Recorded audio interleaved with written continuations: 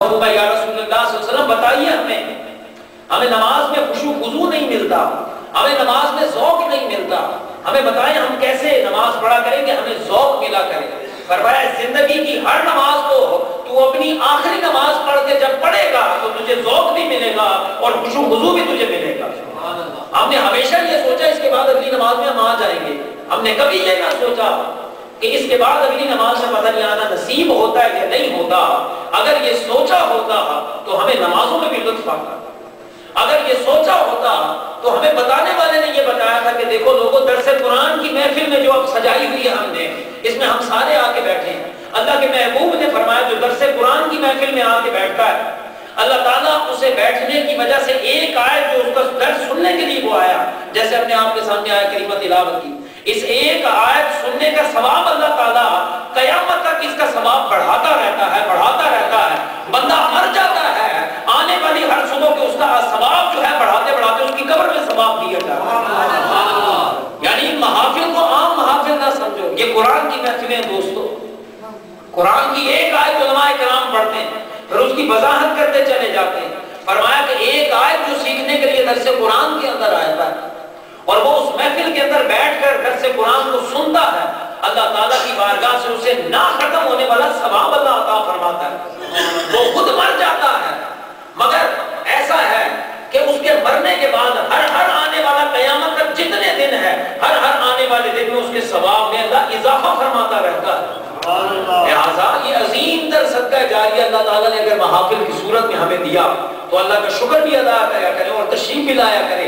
اللہ تعالیٰ ہم سب کو ان محافل میں آنے کی توفیق عطا فرمائے۔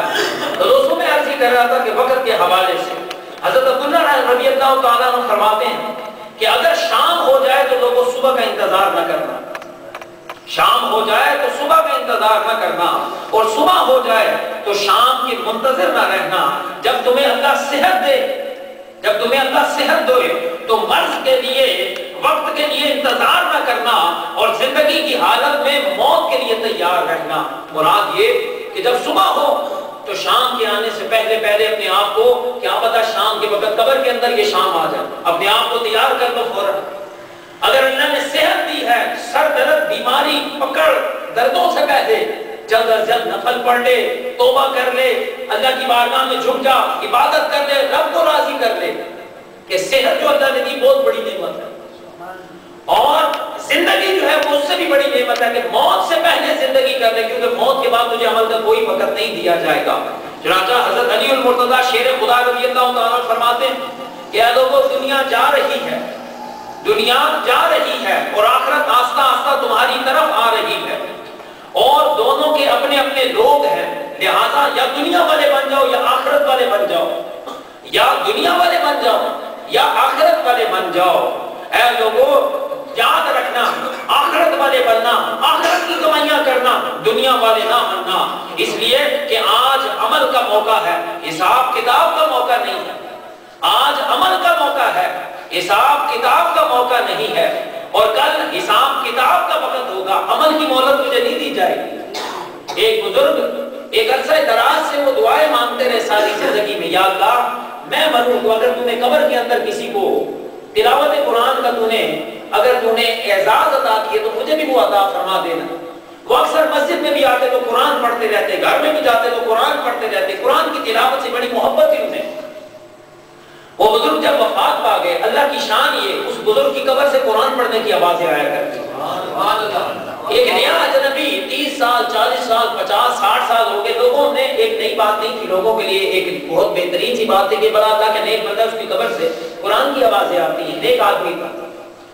ایک نیا بندہ آیا اس بستی کے اندر، اور صبح صبح کے وقت وہ اپنے منزل کی طرف جا رہا تھا کہ قبرستان سے اسے سحری کے وقت قرآن پڑھنے کی آوازیں آئیں۔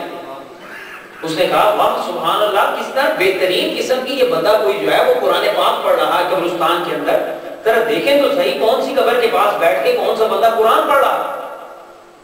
وہ اندر گیا، جا کر دیکھتا ہے پورے کا پورا قبرستان ویران پڑا ہے، قبریں ہی قبریں ہیں، اور وہاں پر بندہ کوئی بیٹھا نظر نہیں آتا۔ بڑا حیران ہوتا ہے، آہستہ آہستہ اس آواز کی طرف بڑھتا ہے جہاں سے قرآن کی تلاوت کی آواز آ رہی ہے۔ دیکھتا ہے تو ایک قبر سے قرآن کی تلاوت کی آواز آ رہی ہے، सिरहाने की तरफ से वो कब्र थोड़ी सी जो है वो गिरी हुई थी, कच्ची मिट्टी गिरी हुई थी।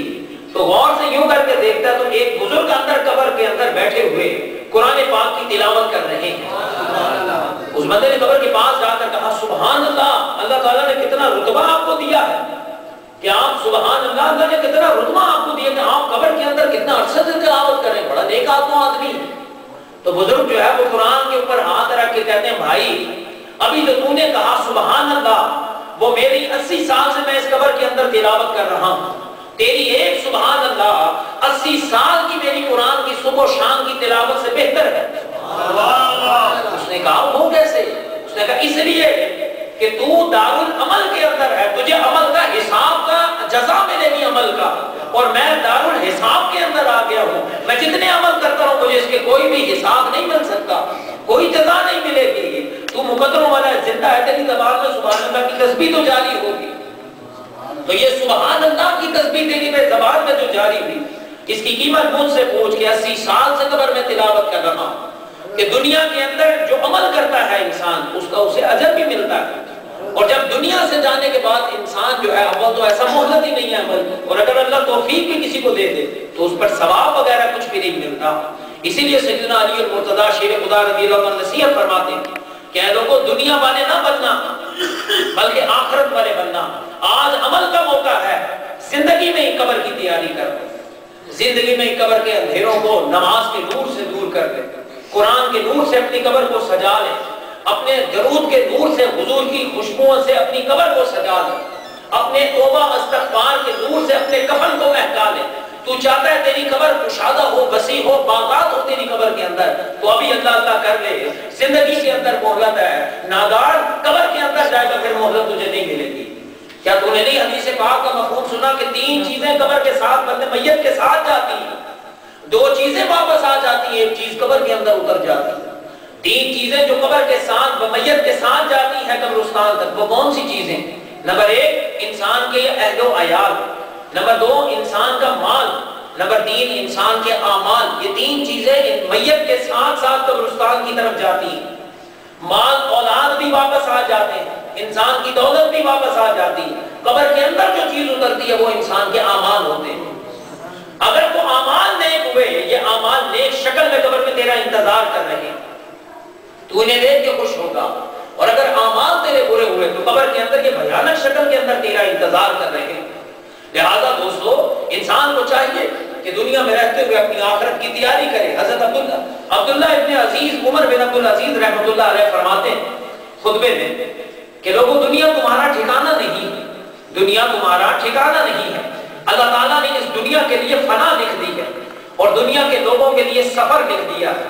कितने ही आबाद घर जल्द वीरान हो जाएंगे, कितने ही मकानों पे रहने वाले जिन पर रश किया जाता है बहुत जल्द कूच करने वाले हैं।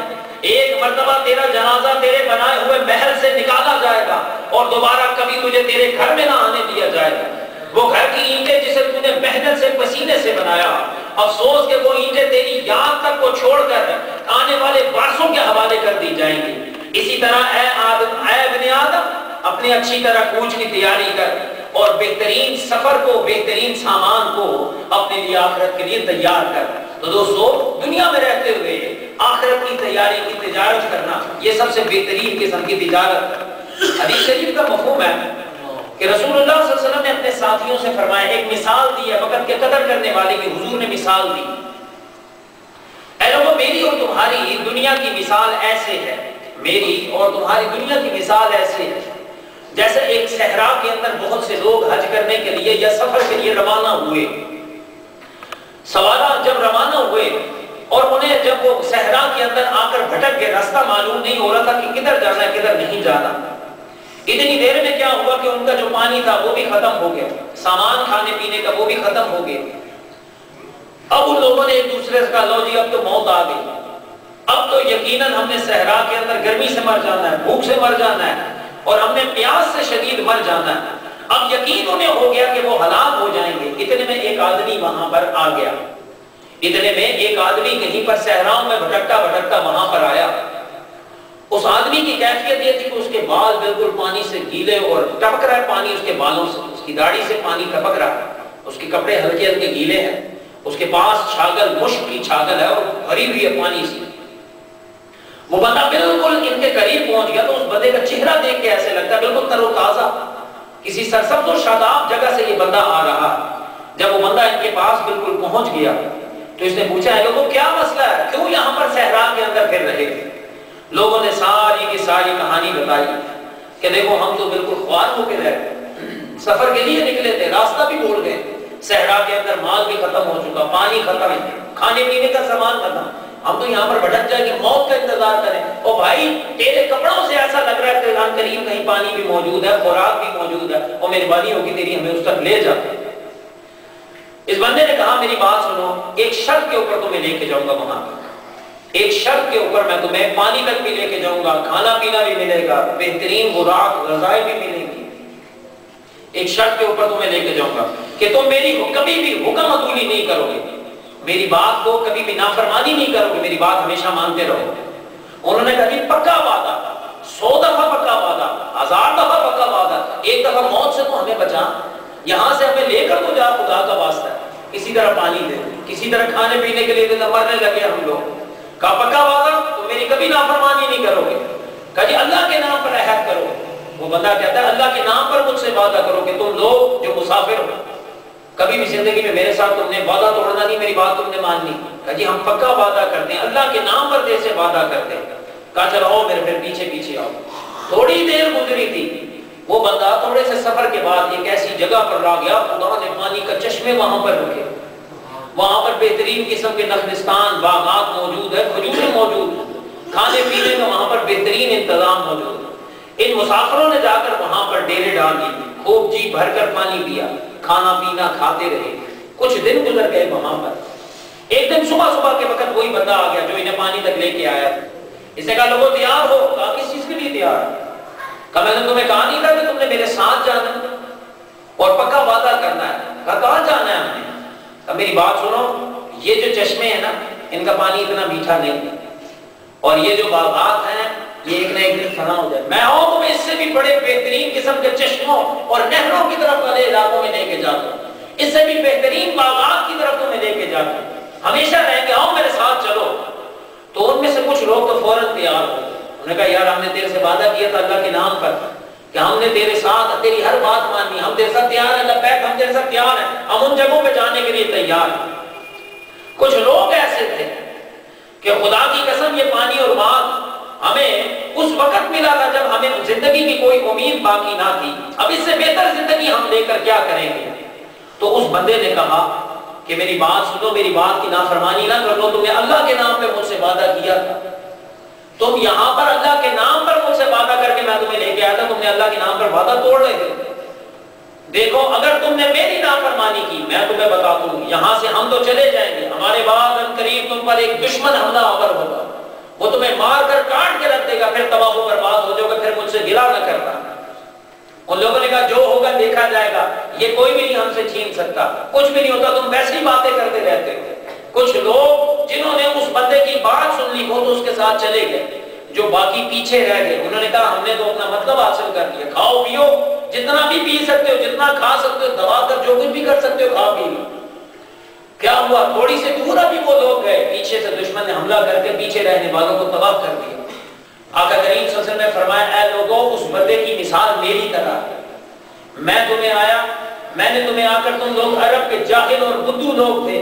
حضرت حسان بن ثابت رضی اللہ تعالیٰ عنہ مسجد نبی شریف میں آقا کریم صلی اللہ علیہ وسلم تشریف فرمایا محفل کے اندر, حضور صلی اللہ علیہ وسلم نے چہرہ مبارک کی طرف دیکھ کر نعت کیا پڑھ رہے ہیں, فمحمدنا هو سیدنا للعز لنا واجابته. اے لوگوں یہ محمد صلی اللہ علیہ وسلم ہمارے سردار ہیں, یہ وہ ہیں کہ دنیا والے ہمیں اونٹ چرانے والا کہتے تھے, دنیا والے ہمیں بکریاں چرانے والا کہتے تھے, جاہل کہا کرتے تھے, لیکن محمد صلی اللہ علیہ وسلم نے ہمیں دنیا کی حکمرانی کا سورج ہمیں عطا کی.